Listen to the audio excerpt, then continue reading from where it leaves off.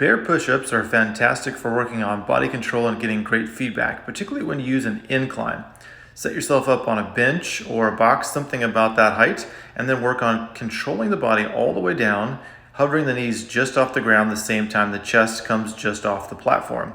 You can cross a leg over, so have a pseudo or a modified one-leg version. This requires a little bit more control throughout the body. You still want to try and aim for both knees coming down about the same time and evenly, so they both sort of barely tap or hover above. All the while trying to keep body position constant the entire time. You can use tempo changes to elevate the challenge just a little bit, or you can go to a single leg version where you're hovering off the ground. This one requires a lot more body control, particularly when it comes to the level of your hips and knees. So as the body moves, particularly towards the bottom, you can measure just by feel how close each knee is getting. And ideally, both knees are about the same distance off the ground and about the same distance that your chest is from the platform. Once again, use tempo changes to elevate the challenge. You can also do a bit of a blast off or a press out version. This just brings a little bit more of that incline or shoulder or upper chest part into it. It's a little bit trickier. Often you have to anchor the bench or make sure your platform doesn't go anywhere since you're pressing away. You can try many different platforms or equipment for your hands. I like kettlebells as one of my go-to favorites. Great hand position. You also get a nice little extra bit of depth. You drop a little bit below parallel with your torso, but for those of you strong enough to do it, it's a great little variation. Once again, we can play around with tempo, using some holds, using some slow descents. All these really add to the challenge. I even like a quick descent here.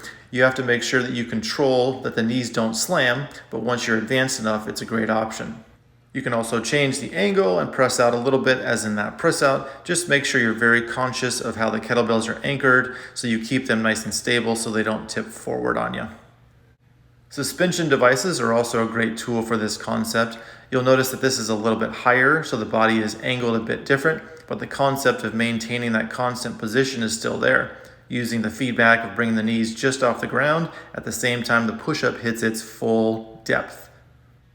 If you bring it down to the lower level, then it's more like the bench version, with the exception that the stability is there. So whether it's rings or other suspension straps, you have to work pretty hard, and you'll notice the core really kick in when you use this version.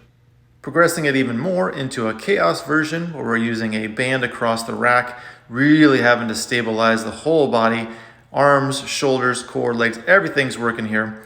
If you notice, I'm actually pulling the band apart at the end. So as I drop down, the closer my knees get, the more I pull my hands apart so the band creates more tension and more of a solid platform. This is pretty advanced, so take your time.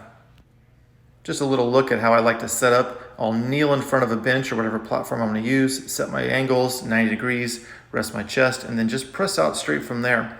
By setting that initial position, it makes it much easier to know where my body is supposed to be, and to keep that, now I have all my markers, chest, knees, all hovering about the same time, and I can really keep that good lock in the whole time. I'll occasionally like to use this for a hand release version. This way I'm double checking my position. Everything hits down at the same time. I raise my hands, stretch them out, and that way I know all my timing and body position is maintaining constant throughout the entire exercise.